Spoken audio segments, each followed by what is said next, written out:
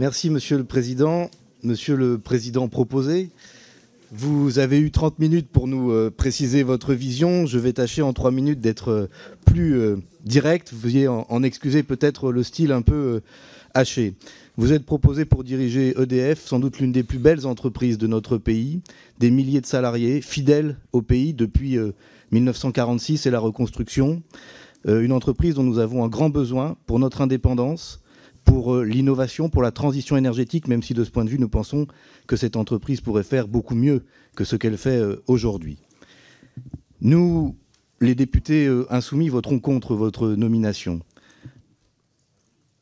D'abord parce que c'est la première fois depuis notre élection que nous avons l'occasion de nous prononcer sur la feuille de route énergétique pour le pays, et cela est indépendant de votre personne. Et nous regrettons d'ailleurs que c'est à cette occasion que nous puissions avoir ce débat, alors que la prochaine programmation pluriannuelle de l'énergie n'est toujours pas discutée et que nous commençons à enchaîner des textes thématiques sans savoir précisément où nous allons et sans que nous ayons voté sur ces objectifs.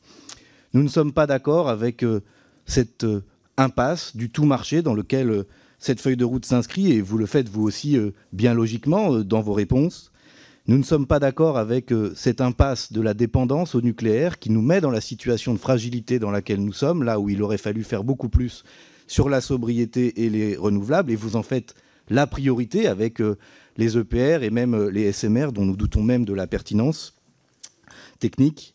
Nous regrettons qu'il n'y ait pas de scénario 100% énergie renouvelable dans vos réponses, comme si c'était un impensé, et nous craignons que ça finisse par nous exploser à la figure lorsque cela deviendra une évidence encore plus forte qu'aujourd'hui.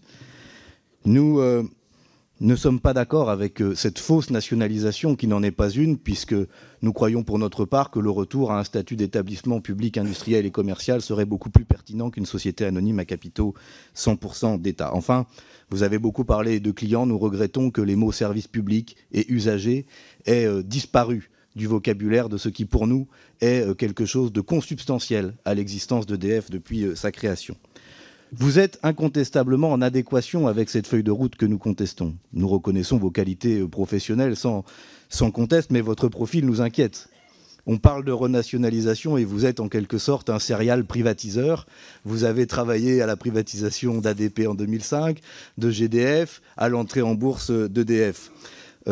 Nous sommes des partisans de l'indépendance nationale et vous avez contribué à la vente de la branche énergie d'Alstom, qui pour nous est une forfaiture contre l'intérêt national. Voilà pourquoi nous voterons contre votre nomination. Il nous reste 2 questions que je voudrais vous poser rapidement. La première, votre rémunération a fait l'objet de débats avant la nomination à EDF. Je termine, Monsieur le Président. Ah non, je suis désolé, les réponses, Monsieur le Président pourra répondre par oui ou par non. Y a-t-il un accord pour augmenter la rémunération du président d'EDF après votre nomination? Monsieur Raymond, c'est à vous. Vous avez posé une question sur la rémunération. Non, Monsieur le Président.